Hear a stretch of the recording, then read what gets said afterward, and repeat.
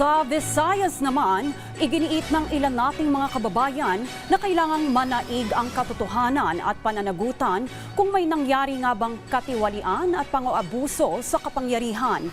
Umaasa naman sila na mga ebidensya at testimonya ang pagbabatayan ng senator judges sa kanilang magiging hatol.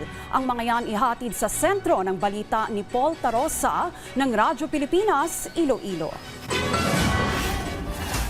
Manaig ang katotohanan. Yan ang panawagan ng mga taga-Western Visayas kaugnay ng nalalapit na impeachment trial ni Vice President Sara Duterte ngayong araw.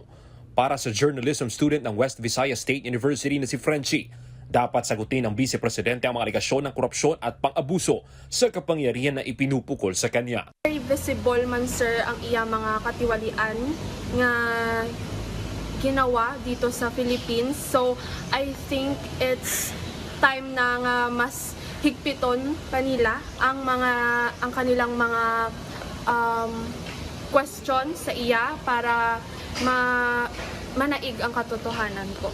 Accountability at transparency naman ang apela ng Guimaras noon Seafarer na si Alden sa isasagawang paglilitis. Giit niya dapat magsilbing gabay ng mga senador na tatayong senator judges ang konstitusyon upang mabusisi ng patas at walang pinapanigan ang mga ebidensyang ipepresenta sa impeachment court. We want accountability, clarity for everything for the case na final against our Vice President, and we want the answer.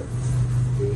Answer na para sa atin magiging klaro lahat ng mga allegations or mga issues against our Vice President. Gaya sa mga nakarang impeachment trial, asahan na ang paglalatag ng mga ebidensya at argumento ng House prosecutors at defense team. At habang nagpapatagisan ang dalawang kampo, mananatili namang nakabantay ang mga taga Iloilo at Guimaras para matiyak ang integridad ng proseso.